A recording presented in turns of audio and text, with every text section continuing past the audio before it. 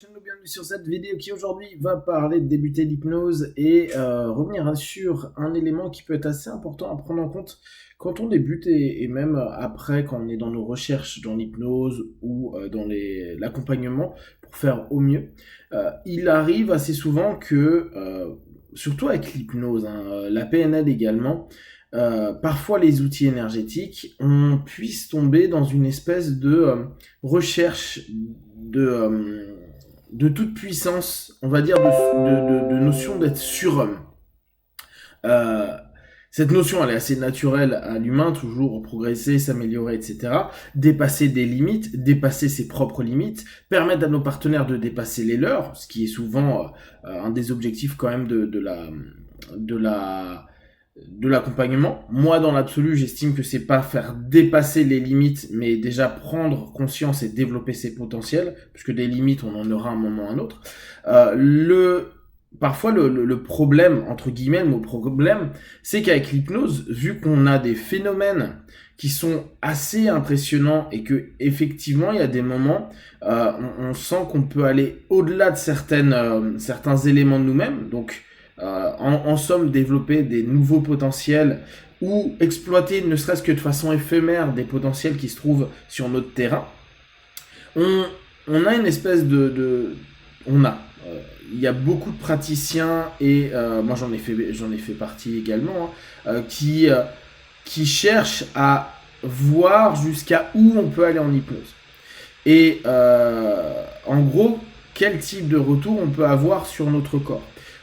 On devient un petit peu des yogis de nos disciplines. On va faire des tests, des expériences, alors la plupart du temps sur nous, grâce à l'auto-hypnose, et ou sur des partenaires qui sont parfois juste des potes ou des personnes qui sont dans le même état d'esprit, voire sur des partenaires qui viennent pour des sessions où on tente de trouver soit un état, soit une suggestion, soit une stratégie ou une orientation qui va permettre une espèce de super pouvoir qui va se développer, se décupler. De plus en plus, aujourd'hui, en plus avec les techniques dites quantiques, qu'on retrouve beaucoup en psychothérapie, on a encore plus cette notion-là où on donne l'idée d'un potentiel absolu, que tout peut être fait, tout peut être guéri, tout peut être transcendé. Et à mes yeux, ça en devient au bout d'un moment un petit peu une quête de retour sur une forme d'impuissance que l'on a. Très souvent, je demande aux personnes qui font de l'hypnose, comment t'es tombé dans l'hypnose? Qu'est-ce qui t'a fait aller vers l'hypnose? Et je propose l'idée d'aller travailler quand même sur la notion de contrôle que l'on veut avoir sur soi et sur autrui. Et comment l'hypnose, avant de connaître tout ce que c'est, on a tous une image de personnes qui font ce qu'une autre personne lui propose. Donc c'est un questionnement que nous, praticiens, il est important de travailler parce que il y a de fortes chances qu'on a une notion par rapport au contrôle qui est à voir. Et la deuxième chose, c'est cette notion-là, peut-être, en tout cas je vous propose l'idée, c'est toute notre impuissance dans peut-être notre quotidien, dans ce qu'on a fait jusqu'à présent, ou toutes ces sensations où on n'a pas eu l'impression de contrôler quoi que ce soit, mais on revient sur cette notion de contrôle, et de vouloir dépasser, transcender. Vous savez, c'est un petit peu comme les personnes qui font des surcompensations au travers, ils étaient ultra fins, et puis ça devient des bodybuilders énormes. C'était des bullies, et ça devient des champions de MMA. On a ça avec Georges Saint-Pierre, par exemple, en MMA.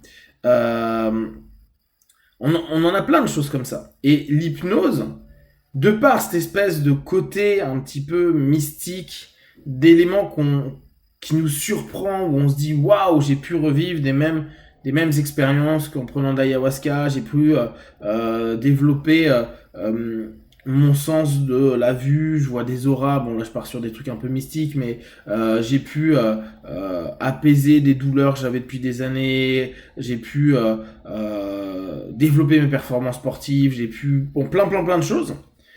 On a cette espèce de notion où petit à petit, j'ai l'impression que c'est une espèce de notion phallique où c'est à celui qui va faire le plus de choses pour aller plus loin.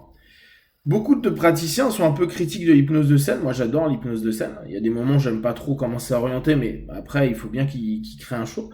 Euh, mais bizarrement, beaucoup d'accompagnants sont dans cette recherche de plus, de montrer encore davantage, d'être spectaculaire pour eux ou parfois pour leurs partenaires. Il faut que ça aille vite, il faut que ce soit puissant, il faut que les personnes vivent des choses intenses, etc. D'où la recherche parfois de quel niveau va être le plus intéressant. Pendant un moment, on était sur tout ce qui était les ultras, à dire bon ben voilà, en SDL, en Seacourt, ou en hyper impéria, etc., etc. On a des états nouveaux, des états plus élevés, ce qui peut ramener parfois certains éléments du chamanisme, qui peut ramener à des méditations élevées, à de la pleine conscience spécifique, etc. Et c'est comme si cette envie d'aller toujours plus haut nous faisait aussi oublier que notre outil, en tout cas tel qu'aujourd'hui, pour la plupart on l'utilise, c'est simplement pour permettre à des personnes d'aller un peu mieux, voire vraiment mieux.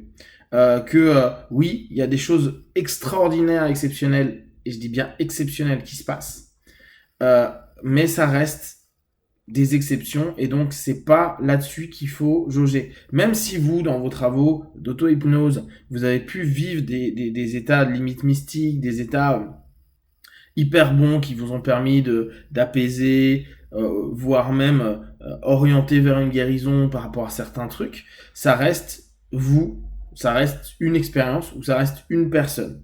Ce n'est pas la généralité de l'hypnose. Et cette volonté d'être toujours dans plus, à un moment donné, ça en devient presque malsain. Pourquoi dans ce cas-là pas passer sa vie à faire du yoga où au bout du compte beaucoup de notions dans le nidra sont très proches de ce qu'on fait en hypnose, mais au moins ils ont une espèce de sincérité, de transcendance et de vouloir être plus élevé, plus éveillé, plus plein de choses, plutôt que utiliser une discipline qui peut permettre ça. Et encore, c'est par phase parce que justement, c'est pas le centre et le cœur de cette discipline-là. Et s'interroger à un moment donné, qu'est-ce qui fait qu'on veut toujours plus de performance par rapport à certaines suggestions, certaines orientations, sachant, et ça on le sait bien en cabinet, que même si on a trouvé un truc qui était génial sur une personne, ça peut être nous, ça peut être peut-être quelques partenaires, sur d'autres ça sera walou, ça va rien faire, ça fonctionnera pas de la même manière, même le process qui a été répété, il y aura pas le même feedback, etc. Moi je m'interroge vraiment à savoir pourquoi on a besoin au bout d'un moment que ce soit tellement, je reprends le mot puissant, parce que justement je pense qu'il y a une compensation potentielle d'impuissance à nous-mêmes, à notre vie, à plein de choses, hein. C'est comme avec Wim Hof qui travaille pour éviter avec le souffle que des bactéries puissent arriver dans le corps, etc., développer des aspects. Cette notion de se dire je vais prendre contrôle de tout ce que je suis, ça va en fait complètement à l'inverse de ce qu'on demande au bout du compte en hypnose, qui est simplement apprends à lâcher prise, laisse aller les choses et connecte-toi à ce qui te semble le plus juste pour toi. Si vous avez des questions et des remarques, partagées sur Facebook, YouTube, j'y répondrai le plus rapidement possible. Et comme d'habitude, de tout ce que je propose, ne prenez que ce qui est bon juste pour vous. Testez, observez, analysez et concluez. Be one!